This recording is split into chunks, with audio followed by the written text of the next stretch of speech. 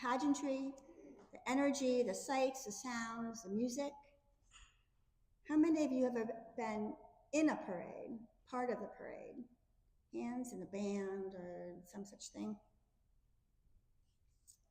Maybe marching, maybe cheering, doing flips or somersaults down the venue there. My uncle used to get on stilts in an Uncle Sam outfit and walk through town in the parades. And when he stopped doing the stilts, he used a super tall unicycle. I don't know how he got on, but he was amazing. He was in the parades all the time. And in Minnesota, our house sat on the parade route. So we would sit right in the middle of the road because they turned right in front of the house. And Vulcans, you know, it's Minnesota, Vulcans dressed in their red devil type outfits had grease smeared on their face, and they'd come up and they'd hug you and they'd smear your face with it if they could get close enough. And Jesse James and his band rode their horses down through the streets and did a little shootout right in front of the house. I love parades. So maybe that's a little bit why we Christians love Palm Sunday. It's festive and it's fun. Pomp and circumstance, children are running alongside Jesus and his disciples, waving palms, there's laughter in the air, maybe they're throwing candy, people are excited about it, people who are poor, who had nothing, threw their clothes on the road in front of him, lining Jesus' path. Thousands of people had gathered to celebrate Passover, and the city was teeming with the faithful, and they had heard amazing and unbelievable miracle stories of Jesus. Jesus had just performed the rising of Lazarus from the dead, and they were beyond excited to see what might follow and what might happen next. Many traveled from afar, having heard the spreading story, to see this man who did the absolutely impossible thing, raising the dead to life. Jesus and his disciples, like a king and his court, led the way into Jerusalem. But according to New Testament scholars Marcus Borg and John Dominic Crowson, the triumphal entry was an act of intentional protest. Jesus was not the passive recipient of impromptu adoration that day. The worship might have happened along the way, that was not the point. Rather, Jesus' parade by donkey was an act of political theater, they say, an anti-imperial demonstration designed to mock the obscene pomp and circumstance of Rome. They remind us that there were actually two parades that day. So let's widen our photo lens a little bit and see what those two different parades might have to teach us this morning. Every year, the Roman governor of Judea would ride up to Jerusalem from his coastal residence in the west to be present in the city for Passover, the Jewish festival that enlarged Jerusalem's population from its usual 50,000 to at least 200,000. The governor, now Pilate, would come in all of his pomp and circumstance to remind the Jewish pilgrims that Rome was in charge. They would commemorate an ancient victory against Egypt if they wanted to, but real present-day resistance, if anyone really dared to consider that, was futile. Rome had its eyes and it was watching carefully. Hear how Borg and Crossan describe the scene, quote, "A visual panoply of imperial power, cavalry on horses, foot soldiers, leather armor, helmets, weapons, banners, golden eagles mounted on poles, the sun glinting on metal and gold. And the sounds, the marching of feet, the creaking of leather, the clinking of bridles, the beating of drums, the swirling of dust, the eyes of the silent onlookers, some curious, some awed, some resentful," end quote. According to the Roman imperial belief, the emperor was not simply the ruler of Rome. He was the Son of God. Let me say that again. According to Roman imperial belief, The emperor was the Son of God. So for the empire's Jewish subjects, Pilate's procession was both a potent military threat and the embodiment of a rival theology. The Son of God in military regalia, flaunting power, position, and wealth on horseback. So now let's pan our camera back to the other end of the city. Jesus knew what was happening. He had planned ahead, making arrangements for the donkey, a nursing mare with her colt. How much more unthreatening and unmilitary can you be from a war horse stallion? Jesus' triumphant entry is on the back of a donkey, the little colt trotting alongside. And he's dressed in his usual clothes, nothing fancy, something given to him along the way on his travels. He has no courtiers, no military flag bearers, no mounted cavalry, no trumpets, no drums, no banners, no golden shine. Jesus was deliberately enacting the prophetic symbolism the Jewish prophet Zechariah had predicted, which we just heard. The mount of a king on a colt, the foal of a donkey. He would be the nonviolent king who'd, quote, command peace to the nations, end quote.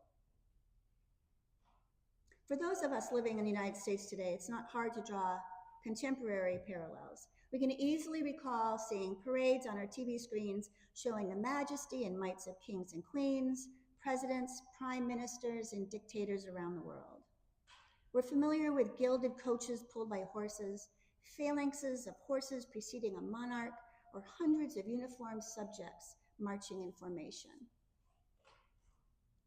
Marching in formation in front of a dictator. We can set our eyes to the skies and we can see Air Force jets flying in formation, and we can hear herald trumpets announcing the entrance of a powerful, imperial, privileged, and wealthy. Now, zoom in closely to Jesus on the donkey. No trappings, nothing to call attention to him other than to ride a donkey rather than walk in the crowd. I wonder what Jesus on a donkey would have to say about our obsession with might. Where and how would his parade of the radically vulnerable speak truth to today's exhibition and worship of power? What would he think about those in power and leadership today? What would Jesus say the job or responsibility of a leader is? Jesus led a small group of 12 and a number of followers. He didn't call attention or demand attention for himself. He didn't collect an entourage dedicated to please him, to cater to him, to pander to him. Jesus never required that people prostrate themselves before him. His commandments were never to prop himself up, to enrich or empower himself. His commandments were exhortations for the people to do for others, and in so doing, they would do for him. Matthew 25, the king will reply, "Truly I tell you, whatever you did for the least of these brothers and sisters of mine, you did for me." Then he will say to those on his left, "Depart from me, you who are cursed, into the eternal fire prepared for the devil and his angels, for I was hungry and you gave me nothing to eat. I was thirsty and you gave me nothing to drink. I was a stranger and you did not invite me in. I needed clothes and you did not clothe me. I was sick and in prison and you did not look after me." They will also answer, "Lord, when did we see you hungry and thirsty, or a stranger, or needing clothes, or sick, or in prison, and did not help you?" He would reply, "Truly I tell you, whatever you did not do for the least of these, you did not do for me." Jesus' leadership style was one of humility and compassion and self-sacrifice. I imagine he would shake his head and ask us why we have not paid closer attention. The Jewish people had long been waiting for their promised king to come and rescue them from the oppression of the power of Rome. They'd been expecting the king to arrive and lead the revolt against the regime of the day. They expected a revolution that would be life and world altering.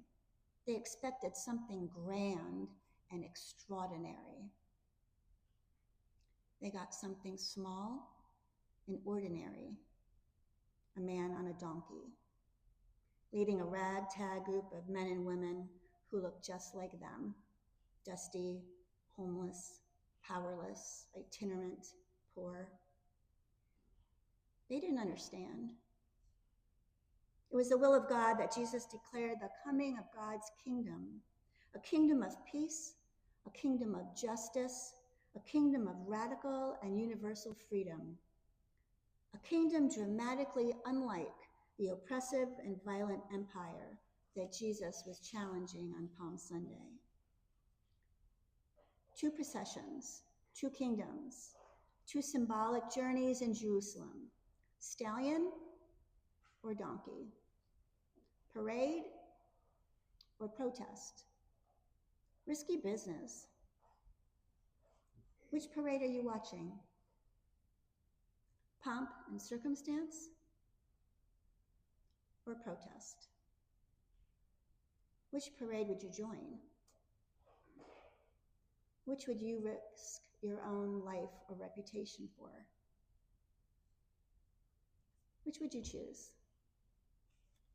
Sometimes, I'll be honest, I'd rather just wave the palm branch and sing a few rounds of Hosanna and go home. The actual praise and worship Jesus invites me to enact on this first Sunday of Lent is far riskier. His donkey ride cost him everything. Daring to join that parade is risky business. Who will we be called to be? How will we be called to serve? What will our assignment be? Will we have the will and the courage and the commitment to answer yes? During this Lenten season, we're invited into the story of the Passion, to zoom in and take a closer look at the people, the action, the holy, radical journey to the cross. We're invited to take a risk and step into the story. We're invited to stand by and watch or join the movement and step into the work of mercy and justice and peace as part of our parade experience, if we so choose. When people tell our story, what will the story be? Hear this old Franciscan blessing, a beautiful but challenging prayer. May God bless us with discomfort. Discomfort at easy answers, half-truths, and superficial relationships, so that we may live more deeply within our hearts. May God bless us with anger. Anger at injustice, oppression, and exploitation of people, so that we may work for freedom and justice and peace. May God bless us with tears. Tears to shed for those who suffer from pain, rejection, hunger, and war, so that we may reach out our hands to comfort them and turn their pain to joy. And may God bless us with foolishness, enough foolishness to believe that we can make a difference in this world, so that we can do what others claim cannot be done. May it be so. I'll see you on the parade route. Amen.